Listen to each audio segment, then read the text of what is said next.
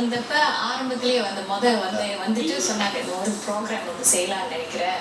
அவங்க யாருன்னு கூட எனக்கு தெரியாது. ஆரம்பத்துல அவங்க வந்தப்போ ப்ரொஃபஸர் கார்டெல்லாம் கொடுத்து சொன்னோன்னே தான் சொல்லிட்டு, ஏன்னா மாணவர்கள் வந்து இத்தனை வருடமா நாங்க கொண்டு வரோம். திடீர்னு ஒருத்தர் கையில கொடுக்குறப்ப அதனால நன்மை ஏற்பட்டா எல்லாருக்கும் நன்மை, தீமைகள் ஏற்பட்டா என்ன ஆகும்? எல்லாரும் வந்து பெற்றோர்கள்ல இருந்து எல்லாருக்கும் நான் பதில் அளிக்கக்கூடிய சூழ்நிலையில நாங்க இருக்கிறோம். அப்ப தலைமை ஆசிரியரும் நானும் கலந்து பேசிட்டு தான் அவங்க வந்தோடனே அவங்களோட திட்டம் என்ன ஆரம்பத்துல கேட்டோம். உங்களோட திட்டம் என்ன ப்ராஃப்னு கேட்டோம். அவங்க சொன்னாங்க, நீங்க எந்த வகுப்பு கொடுத்தாலும் சரி நான் கொண்டு வர முடியும். என்னால 16 மாணவர்கள் வந்து போதனா முறைக்கு மட்டும் நூலகத்துக்கு 32 பேர் அனுப்பிட்டாங்க.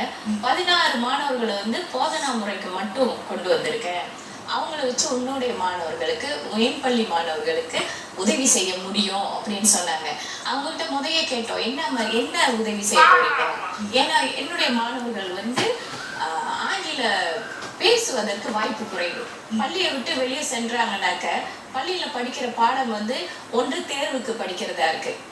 அப்போ வந்து அன்றாட வாழ்க்கை முறையில வந்து பேசுவது குறைவு ஆங்கிலம். இவங்க கொண்டு வந்த மாணவர்களோட குரூப் வந்து பார்த்தோம்னாக்க தமிழர்கள், சீனர்கள், மலைக்கர்கள் எல்லாரும் கலந்த ஒரு குரூப்பா இருந்துச்சு. அப்போ மாணவர்களுக்கு வந்து வளப்படுத்தும் வாய்ப்பு இருக்குன்னு எனக்கு தெரியும் ஆங்கிலத்தை வந்து.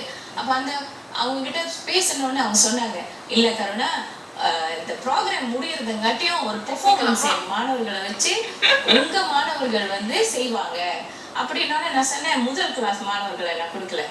என்ன நான் செய்வேன்னாக்கா ஒரு குரூப் கலந்த